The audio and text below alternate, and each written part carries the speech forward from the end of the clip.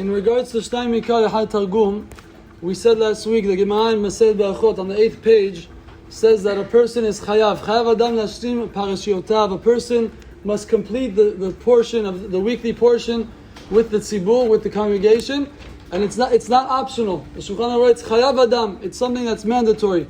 The question is somebody who does not understand Tirgum Unkelus, does he still have to do that? Does he still have to read the Tirgum? He doesn't understand it. The main reason for the Tirgum is so you're able to understand. So what is it going to help? If I don't speak Aramaic, do I still have to read it or not? We mentioned in the past the psak of Chacham Ovadia, like the Chida, Rabbi Chaim Yosef David Azulai, and the Arizal, and they say that the Sephardic custom is to read it regardless. You understand? You don't? You read it regardless.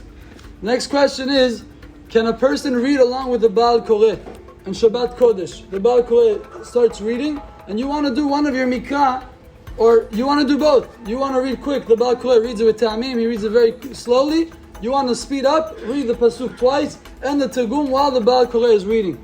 Is that permitted or not? So there's a Gemara in Masechet Sotah, on the 39th page.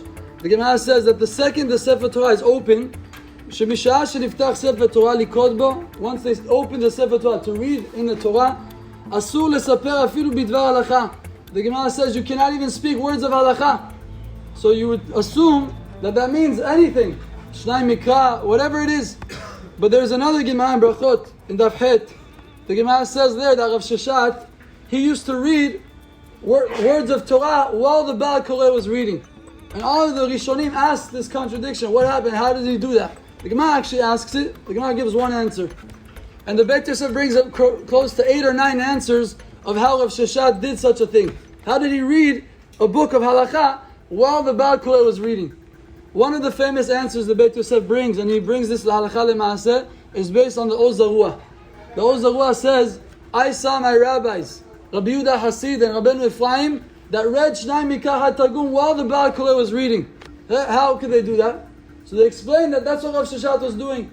He read, while the Baal Koreh is reading Parashat Vayetzeh, he would read Shnayim Mikra Echad Targum of Parashat Vayetzeh. Well, he's not going to be word for word, obviously. Doesn't matter, it's Oto Inyan, it's the same idea, the same concept, same parasha, and therefore it's permitted. But come many Achronim, many of the later rabbis, and they say one of the great ones was the chief rabbi of Yerushalayim about 250 years ago. His name was Rav Chizkiah de Silva, the author of the book Peri Hadash. And he writes that we do not follow that psak. He says it's not proper to do that. You're not going to hear the Baal Koreh, you're going to read very quick. And he brings out a very good point. He says the idea of Shnayim Mikra Echad Targum is not to just check your list and say I did it.